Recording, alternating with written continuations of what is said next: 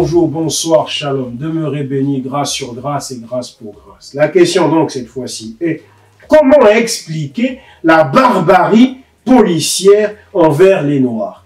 Comment expliquer la barbarie policière envers les Noirs? Alors, évidemment, il y a barbarie policière envers les Noirs, je fais allusion à ce qui se passe dans les pays européens, que ce soit les États-Unis qui pour moi est de souche européenne, donc, ou que ce soit l'Europe en tant que telle. Alors,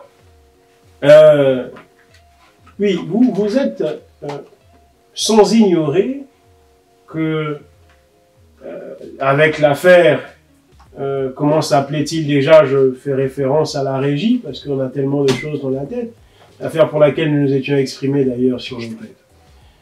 Voilà, donc l'affaire Floyd, mais avec plusieurs autres affaires qui, malheureusement, n'ont pas eu la chance d'être médiatisées, et avec ici l'affaire Adama Traoré et plusieurs autres dossiers encore, hein, où même moi, votre humble frère, votre humble serviteur, ai-je moi aussi été persécuté, malmené, frappé par, en effet, la police du pays où je me trouve, lors des quelques manifestations auxquelles j'ai pu participer. Voilà. Mais encore, bon, moi, à la limite, je consens à ces sacrifices et à ces abnégations, mais il y a des femmes enceintes, il y a des petites filles, il y a des femmes âgées qui, dans les manifestations, sont manu militari, récupérées sans aucun ménagement, frappées, jetées à terre et piétinées, écrasées, écrabouillées. Alors, pourquoi ce type de traitement? Mais comment expliquer cela? Simplement par le fait que, encore une fois, les afro-descendants,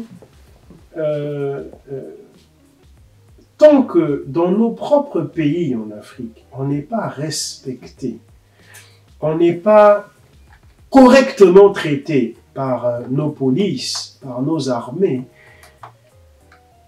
comment peut-on attendre des armées des autres, des polices des autres, qu'ils nous traitent avec respect, qu'ils nous traitent avec égard, qu'ils nous traitent avec humanité comme ils traitent les leurs, comme ils traitent leur peuple? Même si c'est de moins en moins vrai, parce qu'on a vu avec l'affaire des Gilets jaunes, ce sont bel et bien des Blancs français qui ont vu leur œil être arraché, leur oreille être coupée, hein, leur nez être bousillé, etc., les lèvres être arrachées, hein, les dents cassées, d'accord?